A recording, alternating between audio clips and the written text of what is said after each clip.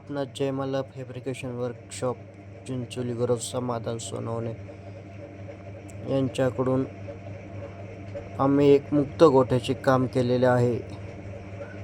सुंदर अशा प्रकारे मुक्त गोठ्याचे काम केलेले आहे. त्या शेडच्या साईडने रेलिंग बनवलेले आहे.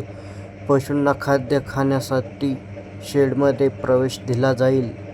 इतर वेळेस मुक्त संचार राहतील. बॅक साईडला एक गेट बसवलेले आहे. 2 पोलमधील अंतर 9 फूट असून त्यास योग्य सपोर्ट असा वापरलेला आहे. बॅक साईडला एक गेट काढलेले आहे जेणेकरून आपणास भर टाकण्यासाठी ट्रॅक्टर आतमध्ये येईल. योग्य प्रमाणात सिमेंट वाळूचा माल तयार करत आहेत कारागीर.